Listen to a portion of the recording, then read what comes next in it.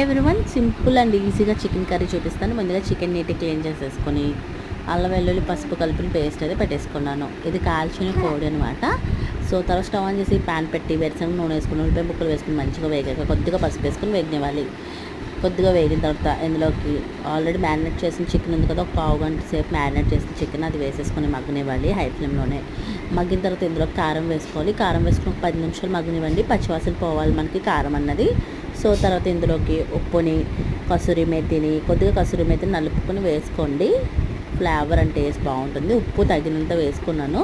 So ఇందులో నేను morning ready చేసిన గరం మసాలా ఉంది. ఈ మసాలా అన్నది బిర్యానీలోకి, కర్రీస్లోకి చాలా బాగుంటుంది. మీకు వీడియో లింక్ కావాలంటే నేను డిస్క్రిప్షన్లో ఇస్తాను. తర్వాత ఇందులోకి వాటర్ యాడ్ చేసుకుని దగ్గరికంటూ ఉడకనివ్వాలి. లాస్ట్ అండ్ ఫైనల్ కొత్తిమీర వేసుకుంటే ఎంతో టేస్టీగా, చాలా సింపుల్గా చికెన్ కర్రీ అయితే రెడీ అయిపోతుంది. చాలా బాగుంటుంది. ఒకసారి ట్రై చేసేయండి. నేను కావాలనుకుంటే మీకు గరం మసాలా వీడియో లింక్ అనేది నేను డిస్క్రిప్షన్ బాక్స్లో ఇస్తాను. ప్లీజ్ చెక్ చేయండి. సో గ్రేవీ అన్నది దగ్గరికంటూ అవ్వాల్సిన అవసరం లేదు. కొద్దిగా ఇలా ఉంచుకుంటాను, ఎందుకంటే కొద్దిగా చల్లారినప్పుడు దగ్గరకు అవుతుంది కాబట్టి. లాస్ట్ అండ్ కొత్తిమీర వేసేసుకున్నాను. ఈ వీడియో మీకు నచ్చితే please do like, share and subscribe. Please check out చేయండి. డిస్క్రిప్షన్లో లింక్ ఉంటుంది గరం మసాలా కావాలనుకుంటే.